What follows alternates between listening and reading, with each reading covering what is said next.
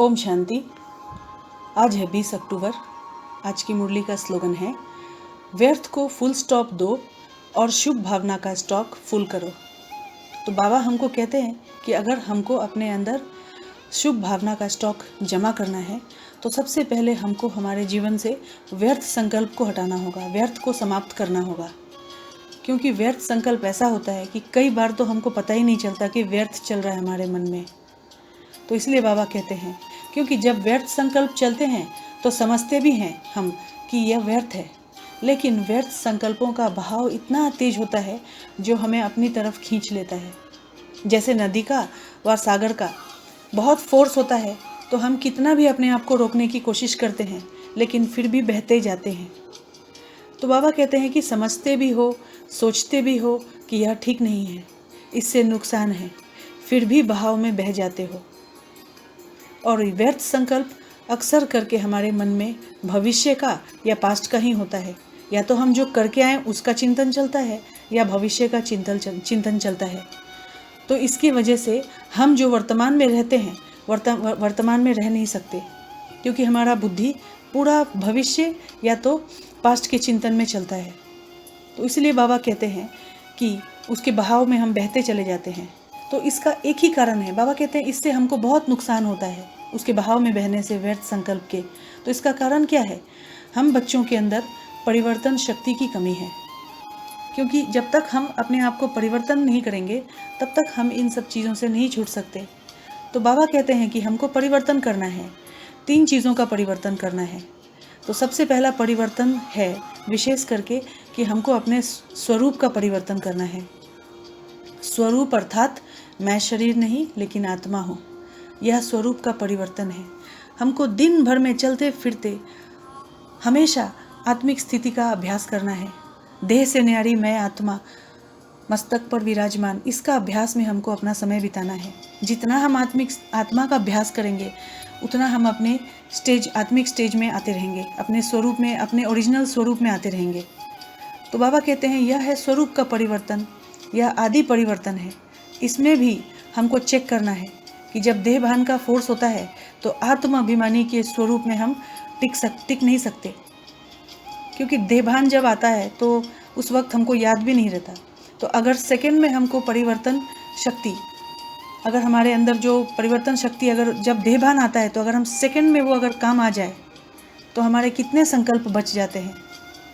क्योंकि जब हमको पता चलता है कि ये व्यर्थ हमारे मन में चल रहा है और उस वक्त हम सेकंड में अपना स्वरूप को परिवर्तन करें, हम देह भान से निकलकर आत्मिक स्थिति में आ जाए, तो कितना समय बच जाता है। बाबा कहते हैं कितना संकल्प बच जाता है, वेस्ट से बेस्ट में जमा हो जाता है।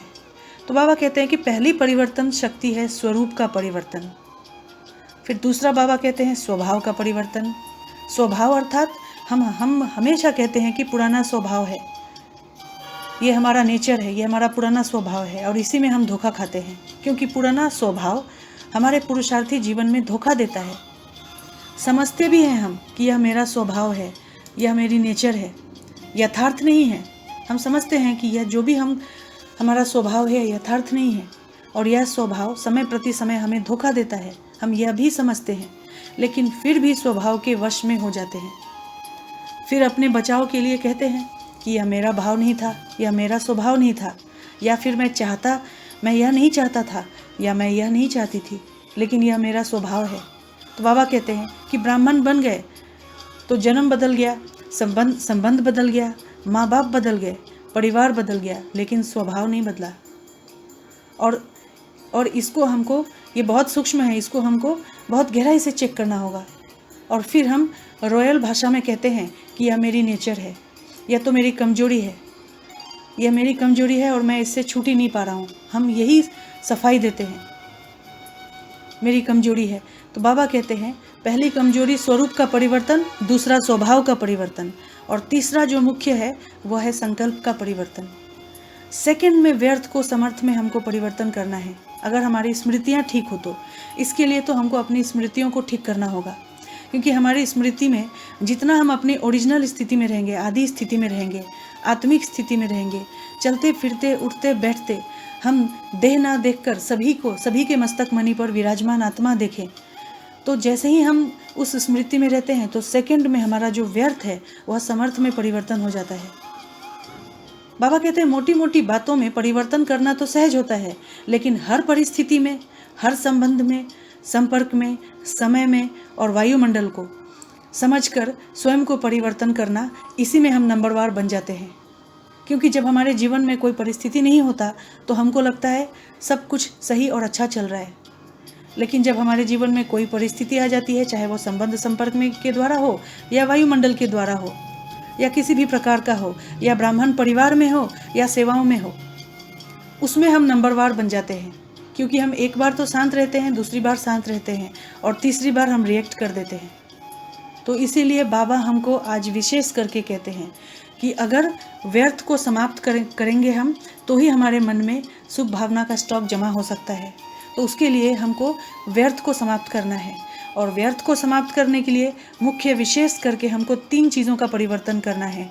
एक तो हमको देह से निकलकर देही अभिमानी का आत्मिक स्थिति का आत्मिक स्थिति का हमको अभ्यास करना है। सबसे पहला तो अपने स्वरूप का परिवर्तन, दूसरा अपने स्वभाव का, अब तक जो भी स्वभाव में हम थे उसको हमको एक एक को समझकर उसको चेंज करना है। क्योंकि हम समझ भी गए तो क्या, अगर हमको इसका समझ हो गया कि ये मेरा स्वभाव या मेरी कमज़ोरी है तो क्या, इसको तो हमको परिवर्तन करने से ही फिर हमको फ़ायदा होगा। तो हमको स्वभाव का और तीसरा संस्कार का, चाहे कैसी भी परिस्थिति हो, हमको उसमें अपने आप को उसमें एडजस्ट करना है और परिवर्तन करने की कोशिश करनी है। तभी हम अपने मन में शुभ भावना का स्टॉक अपने लिए भी और सर्व आत्माओं के प्रति रख सकेंगे। तो इसलिए आज की मुरली के स्लोगन में बाबा ने बोला है, व्यर्थ को फुल स्टॉप दो और शुभ भावना का स्टॉक फुल करो। ओम शांति।